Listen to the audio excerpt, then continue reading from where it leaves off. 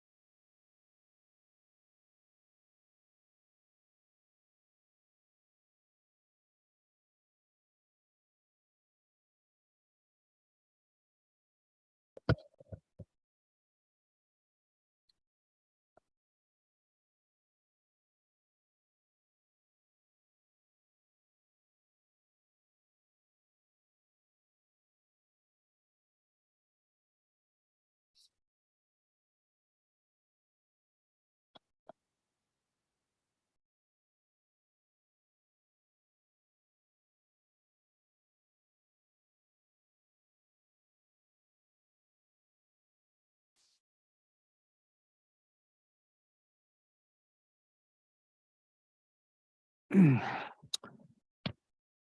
afternoon, everybody. Time is now 1:30 p.m. I call this meeting of the Montana Public Service Commission to order. Today's date is October 11, 2022. Would the other commissioners join me in reciting the Pledge of Allegiance?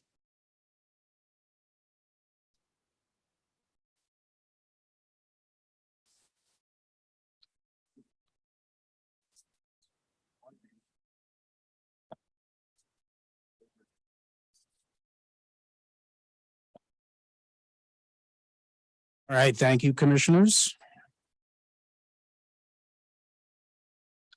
I would note for the record that Commissioners Pinocci, myself, and Vice President Johnson are present in the Bollinger Room. Commissioner Fielder is participating remotely. Commissioner O'Donnell is excused. He may be joining us during this meeting, however. So we do have a quorum. Sure, that's not him.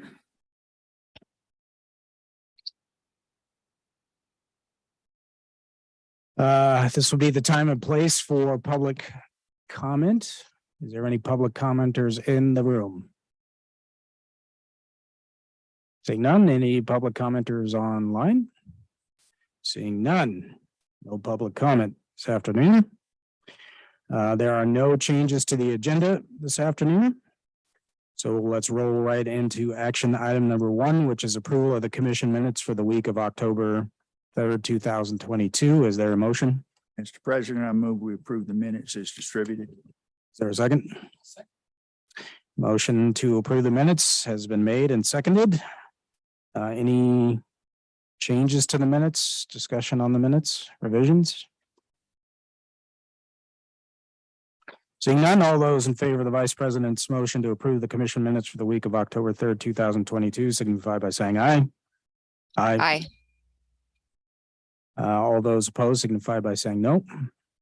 Motion carries unanimously.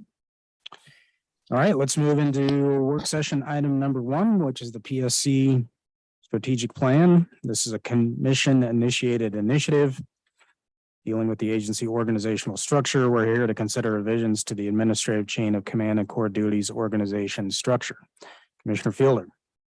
Thank you, Mr. President. Commissioners, you may recall that last June, well, actually it was June 29th of 2021, the commission adopted a series of organization charts. And since then, we've adopted revised organizational rule ARM 38.1.10, and we've adopted our agency strategic plan.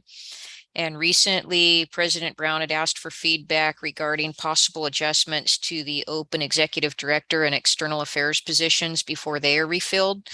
So what I've done is I've taken a little bit of what we've learned and what we've actually formalized through our organization rule and our strategic plan adoption, and some of the feedback received since I sent a draft out to you all a couple weeks ago, the end of September. And what you have today is a proposed slightly changed organizational structure for the administrative end of the operations within our division.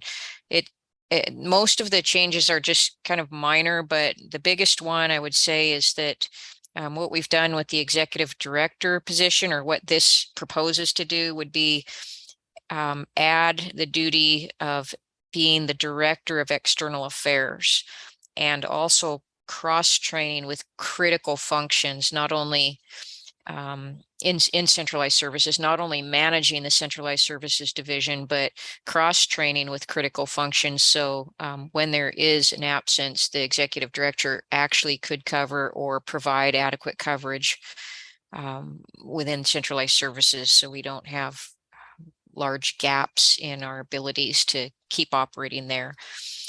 It would also adjust the external affairs coordinator position slightly to be more of a support to the executive director in the external affairs work. For example, the external affairs coordinator would monitor legislative affairs, similar to what Robin Arnold did for the agency when she was with us. But this position would work closely with the executive director, who would be the director of external affairs, in developing recommendations for the commission and keeping track of what's going on at the legislature, and developing a game plan with the commission on how we want to be involved in those things.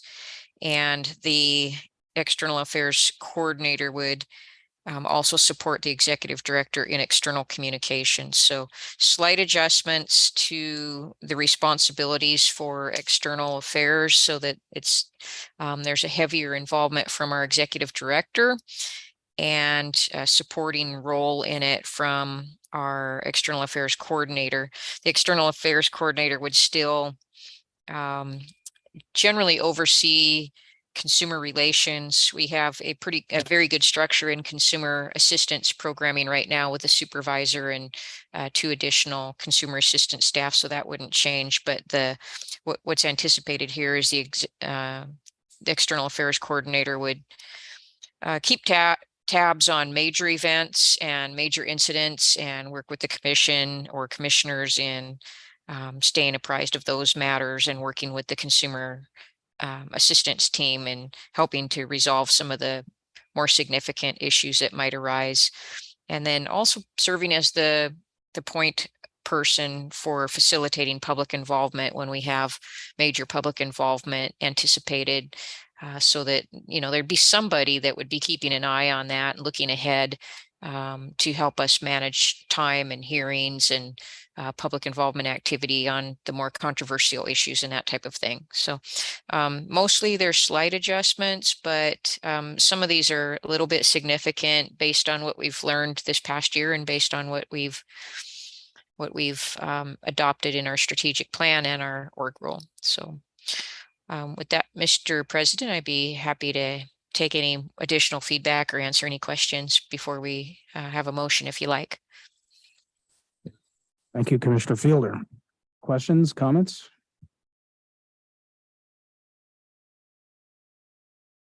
Seeing none, I just want to commend you, Commissioner Fielder, for your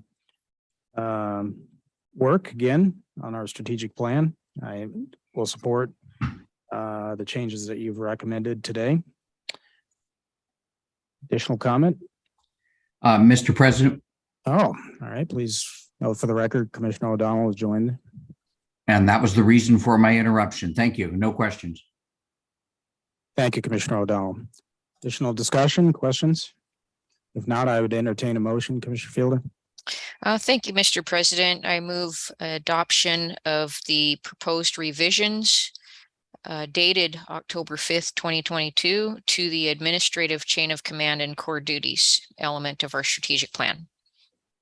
I'll second the motion. Discussion. Seeing none, all those in favor of Commissioner Fielder's motion signify by saying aye. Aye. Aye. Aye. All those opposed signify by saying no. Motion carries unanimously. I'd note for the minutes that Commissioner O'Donnell was present for that vote. Is there any further business? Seeing none, I have one announcement for the public. We have canceled the commission business meeting for Tuesday, October 18th. Our next commission business meeting will be 9:30 a.m. on the 25th of October. Seeing no further business before us. Time is now 1:39 p.m. I will adjourn today's meeting.